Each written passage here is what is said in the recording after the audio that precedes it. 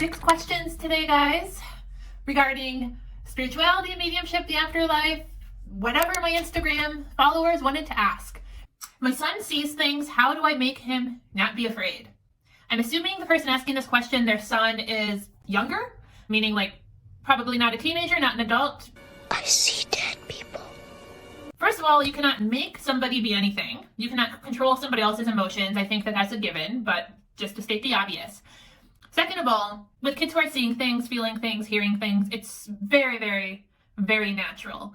And I would venture a guess that it happens to all kids, and I would venture a guess that it happened to all of us. It's just we don't all remember it. So many people black out so many parts of their childhood. And I bet that you experienced things as a child also. So much of if your child fears their experiences or not comes down to every single piece of your communication with him about it. And when I say every single piece of your communication, I mean your tone of voice, your body language, and the words that you say, obviously. Your tone of voice, your body language, and the words that you say, obviously. Your tone of voice and your body language speaks volumes to him when you are addressing what he is experiencing. And when he is experiencing things, when he describes what he is experiencing, kids will often describe things in a manner that is not necessarily what they would be experiencing if it were 5 years from then or as an adult. Let me explain further. It is not uncommon for kids to state, I see a shadow man, or I see a person in my closet with red eyes. And then parents, of course, freak out. This is because your child is much more sensitive to spiritual energy than you are, because they have not totally closed it off as a result of fear-based indoctrination, as a result of the teaching or the adoption of if you cannot see it with your physical eyes, it does not exist, as the result of religion and cultures and societies and seeing fearful things on TV that make them totally block it out, and so on and so forth. However, as they age, especially while they are still sensitive to the energies of spirit, they are bringing the energy in. And as they pick up more and more fear-based scenarios in their daily life, say they saw a cartoon that was scary, Signs, ghosts, or a movie that was scary, or they just overheard adults around them talking, or they have been to church and heard things about hell. Kids are super perceptive, more perceptive than we could ever realize. They apply those fear-based perceptions as a filter to the energy. So they are picking up the energy and they're filtering it in a fear-based lens. And when they pick up the energy, it comes in and it needs to be translated. That's exactly how mediums work. When loved ones work with me, I pick up the energy that they give me of pieces of information, and then my mind needs to translate it to an image, a sound, or, whatever it is they want to give me, a smell, a taste, a knowing, a feeling. And I am trained, I know no longer to feel fear around any of this. The child does not, because they have picked up little bits of pieces of fear here and there. They are sensing the energy much more readily than you are, but they are filtering it in through a bit of fear. So say that grandma is in spirit and grandma is in their room with them, or grandma is spending time with them. They'll sense grandma, they'll tense up. The energy comes in, and their head has some fear in it, a little bit of fear, and instead of seeing grandma, they might see a shadow person. But it's not actually a shadow person. It's not actually anything to be fearful of. And that is exactly how the manifestation or the falsity of hauntings and demons and all of those things that do not exist come into play. You can watch this video here for more information on that, but truly, truly, truly, there is nothing to be afraid of. Additionally, there are tons and tons and tons of kids out there that don't filter the energy through a fear-based lens, but they're still like, what the heck? What the heck? My kids do it. For example, one of my kids, this was a few weeks ago, I was just about to fall asleep in my room, and they had been in their room. I'm not going to say the gender of my child because I don't want to call it which one it was. They had been in their room, falling asleep, and they came in my room and prodded me all the way awake, and they were like, there's a man's voice in my head that won't leave me alone, and they keep saying hi, and then my child's name. Hi, let's call my child, what's a gender neutral name? Chris. Hi, Chris. hi, Chris, hi, Chris. And I will add, my child applied a little bit of a fear-based lens to it. My child used a voice like this, hi, Chris, hi, Chris. That's how my child said the man's voice sounded.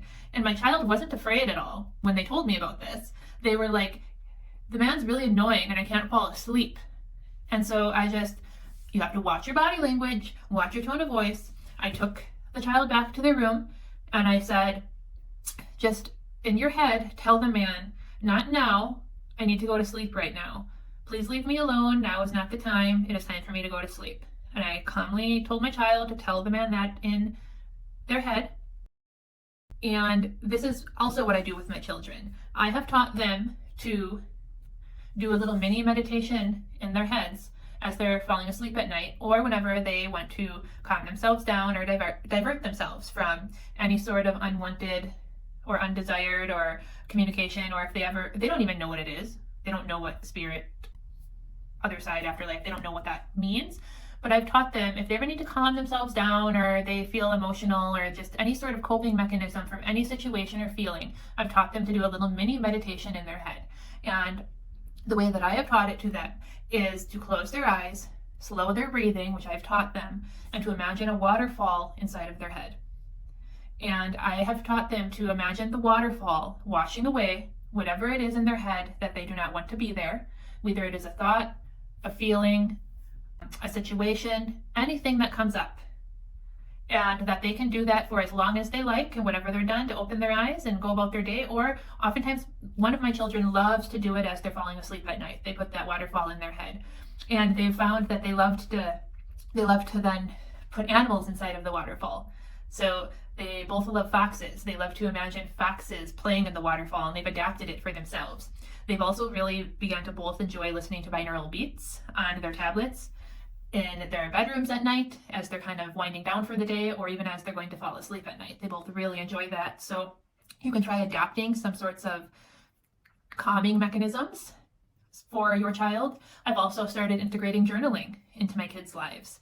And it doesn't need to be journaling paragraphs. I've just adapted some little prompts, just one sentence here or there. It takes less than 5 minutes a day. And it's just to reattune your kids to their own emotions. And the biggest thing is you cannot force somebody not to be scared of something. But with kids, you can divert. You can divert. That is what is most helpful. And the biggest thing you can do in this situation is not show fear yourself. You need to really sit with, if you are fearful of the afterlife, the other side, spirit communication.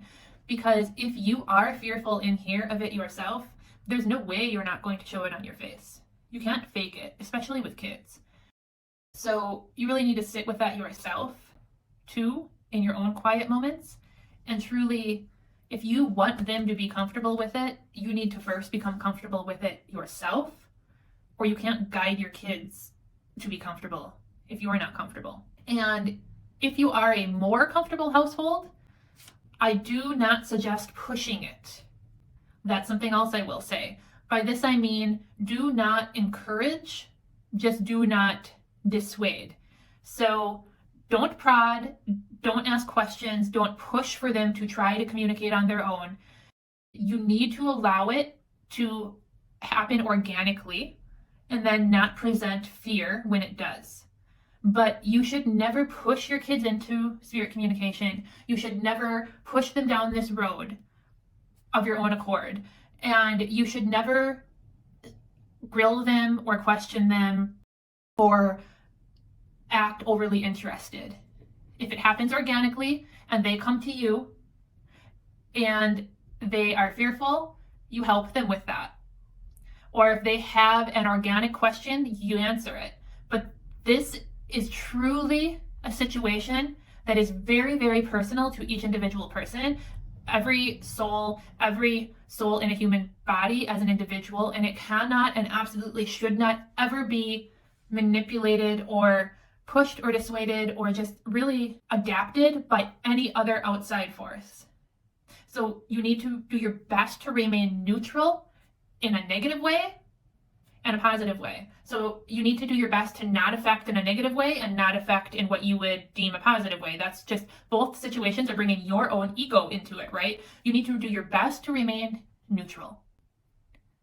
And if he still chooses to fear and push it away, you need to accept that for the time being. Unfortunately, you cannot control that. And that doesn't mean he'll be fearful and push it away forever. Sometimes things are just for right now. That's it for today, guys. Until next time, much love. Bye.